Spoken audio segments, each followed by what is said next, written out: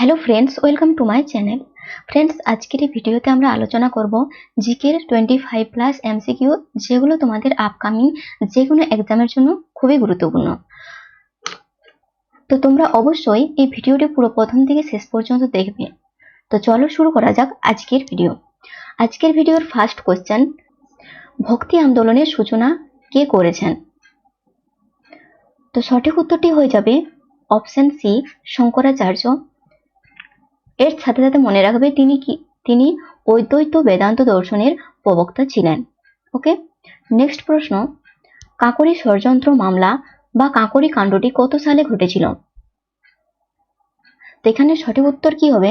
সঠিক উত্তর হয়ে যাবে অপশন ডি, 1925 সালে কাকরি ষড়যন্ত্র মামলা বা কাকরি কাণ্ডটি ঘটেছিল।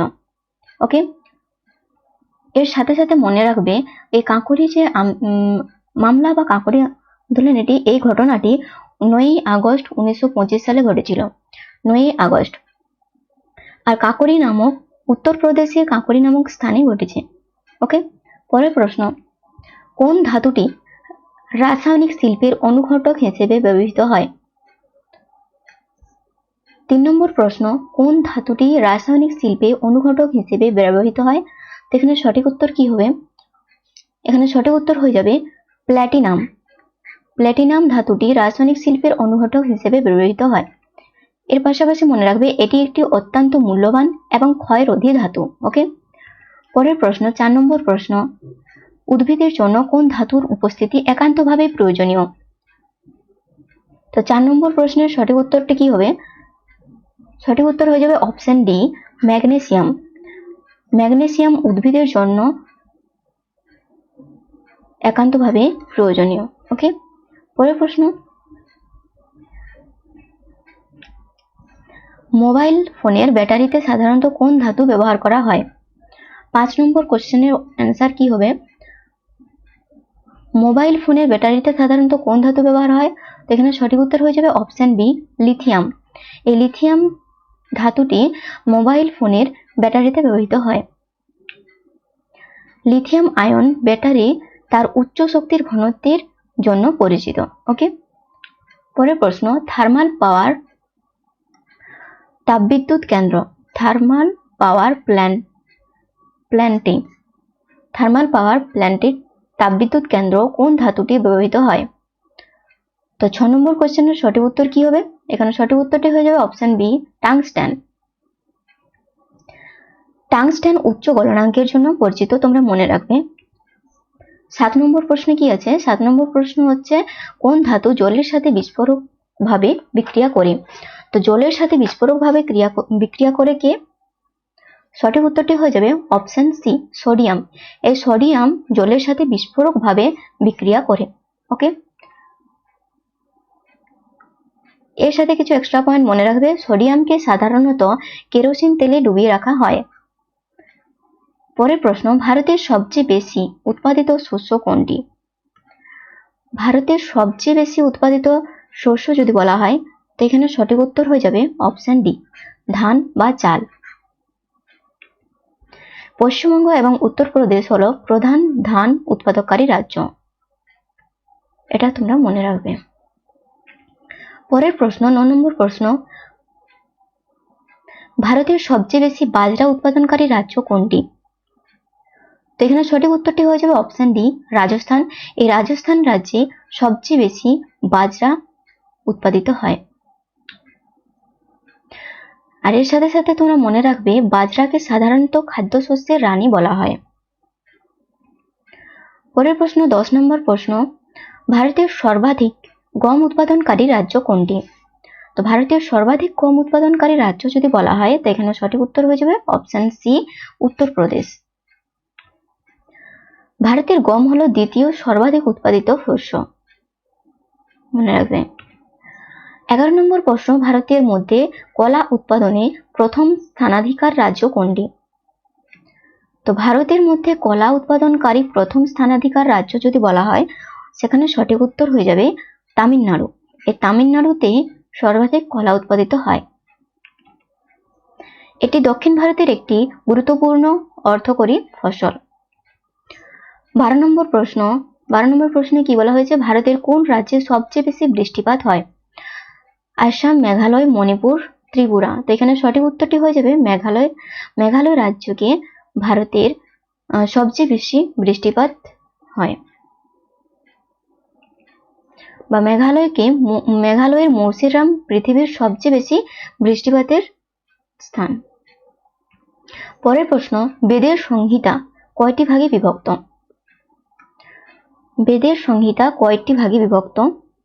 এখানে সঠিক উত্তর কি হবে? সঠিক উত্তর হয়ে যাবে অপশন সি, 4টি ভাগে বিভক্ত বেদের সংহিতা। বেদগুলি কি কি না, এখানে তোমরা মনে রাখবে এক্সট্রা কিছু পয়েন্ট।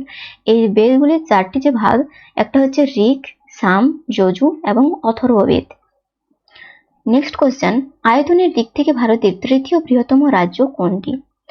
তো আয়তনের দিক থেকে বলেছে, তো আয়তনের দিক থেকে তৃতীয় বৃহত্তম রাজ্য কোনটি? তো এখানে সঠিক উত্তর কি হবে? সঠিক উত্তর হয়ে যাবে অপশন বি, মহারাষ্ট্র। এই মহারাষ্ট্র আয়তনের দিক থেকে ভারতের তৃতীয় বৃহত্তম রাজ্য। রাজস্থান এবং মধ্যপ্রদেশ হলো প্রথম এবং দ্বিতীয় বৃহত্তম রাজ্য, তোমরা মনে রাখবে।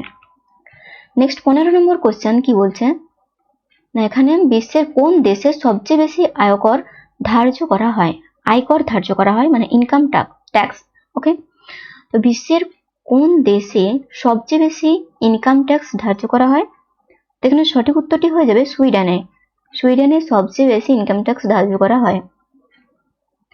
সুইডেন উচ্চ সামাজিক সুবিধা ওয়েলফেয়ার বেনিফিটস প্রদানের জন্য পরিচিত, তোমরা মনে রাখবে। নেক্সট কোশ্চেন, মহাত্মা গান্ধী কাদের জন্য হরিজন শব্দটি ব্যবহার করেছিলেন? খুবই গুরুত্বপূর্ণ কোশ্চেন। 16 নম্বর প্রশ্ন, মহাত্মা গান্ধী কাদের জন্য হরিজন শব্দটি ব্যবহার করেছিলেন? এখানে সঠিক উত্তর হয়ে যাবে অপশন বি, অস্পৃশ্যদের জন্য হরিজন শব্দটি ব্যবহার করেছিলেন মহাত্মা গান্ধী। হরিজন শব্দের অর্থ যদি বলা হয়, তো তোমরা এক্সট্রা পয়েন্টে মনে রাখবে হরিজন শব্দের অর্থ কি না, হরিজন শব্দের অর্থ হলো ঈশ্বরের সন্তান। পরের প্রশ্ন 17 নম্বর প্রশ্ন, সংবিধানের কোন অংশে তফসিলি জাতি এবং তফসিলি উপজাতি সংরক্ষণের বিধান রয়েছে? তেমন সঠিক উত্তরটি কি হবে না, অপশন ডি। সঠিক উত্তর হয়ে যাবে অপশন ডি, অংশ 16। সংবিধানের কোন অংশে বলেছে না, অংশ 16 তফসিলি জাতি, এসসি এবং এসটি সংরক্ষণের বিধান রয়েছে। ওকে, পরের প্রশ্ন, দাবা খেলায় মোট কতগুলি খুঁটি থাকে? এখানে সঠিক উত্তর কি হবে? দাবা খেলায় মোট কতগুলি খুঁটি থাকে? তো সঠিক উত্তর হয়ে যাবে অপশন ডি, 32টি খুঁটি থাকে দাবা খেলায়।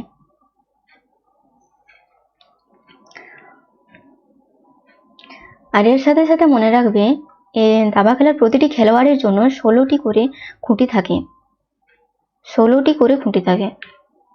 পরের প্রশ্ন,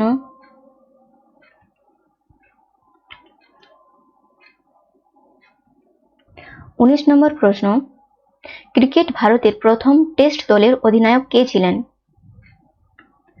তো ক্রিকেটে ভারতের প্রথম টেস্ট দলের অধিনায়ক কে ছিলেন? তো এখানে সঠিক উত্তর কি হবে? সঠিক উত্তর হবে যে অপশন ডি, সি.কে. নাইডু।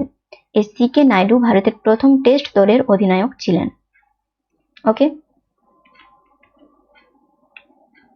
পরের প্রশ্ন, ভারতের প্রথমবার ক্রিকেট বিশ্বকাপ কবে আয়োজিত হয়? ভারতের প্রথমবার ক্রিকেট বিশ্বকাপ আয়োজিত কত সালে হয়েছিল? তো এখানে সঠিক উত্তর হয়ে যাবে অপশন বি, 1987 সালে প্রথমবার ভারতে ক্রিকেট বিশ্বকাপ আয়োজিত হয়েছিল। এটি ছিল ভারত ও পাকিস্তানের যৌথ আয়োজক।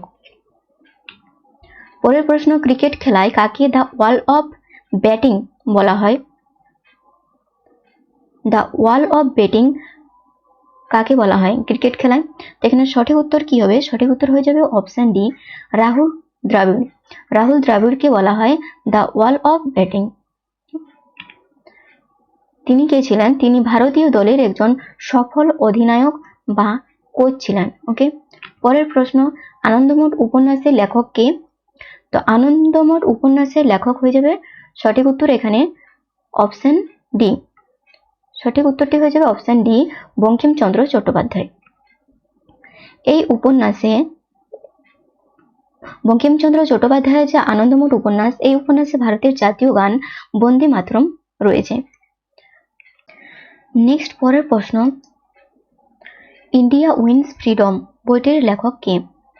তো এখানে সঠিক উত্তর হয়ে যাবে অপশন ডি, মৌলানা আবুল কালাম আজাদ। ইনি ইন্ডিয়ান উইন্স ফ্রিডম বইটির লেখক। ইনি কে ছিলেন? মৌলানা আবুল কালাম আজাদ। ইনি ছিলেন স্বাধীন ভারতের প্রথম শিক্ষামন্ত্রী। ওকে, পরের প্রশ্ন, কোন নদীকে তামিলনাড়ুর গঙ্গা বলা হয়? তো এখানে সঠিক উত্তর হয়ে যাবে কাবেরী নদী। অপশন সি হয়ে যাবে আমাদের সঠিক উত্তর, কাবেরী নদীকে তামিলনাড়ুর গঙ্গা বলা হয়। আর এই তামিলনাড়ুর কাবেরী নদীটি কর্ণাটক এবং তামিলনাড়ুর মধ্য দিয়ে প্রবাহিত হয়েছে। পরের প্রশ্ন, ডাল লেক কোন শহরে অবস্থিত? এখানে সঠিক উত্তরটি হয়ে যাবে অপশন বি, শ্রীনগর। এই শ্রীনগরে ডাল লেক হ্রদটি অবস্থিত। তো তোমরা মনে রাখবে এই ডাল লেক যে হ্রদটি, এটি জম্মু কাশ্মীরের একটি বিখ্যাত হ্রদ। পরের প্রশ্ন, অর্থ কমিশন কত বছর অন্তর গঠিত হয়? এখানে সঠিক উত্তর হয়ে যাবে অপশন ডি, 5 বছর। 5 বছর অন্তর অর্থ কমিশন গঠিত হয়।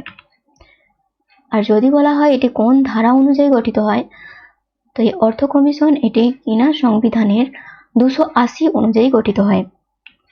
পরের প্রশ্ন, কোন শহর গোলাপি শহর বা পিঙ্ক সিটি নামে পরিচিত? এখানে সঠিক উত্তরটি হয়ে যাবে জয়পুর। অপশন ডি সঠিক উত্তর। জয়পুরকে আমরা পিঙ্ক সিটি বা গোলাপি শহর নামে পরিচিত।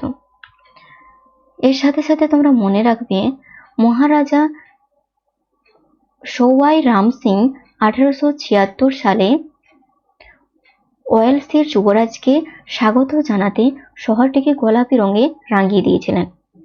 তো ফ্রেন্ডস, আজকের ভিডিও আমাদের এই পর্যন্ত। ভিডিওটি যদি ভালো লেগে থাকে লাইক করো এবং বন্ধুদের সাথে শেয়ার করে দিও।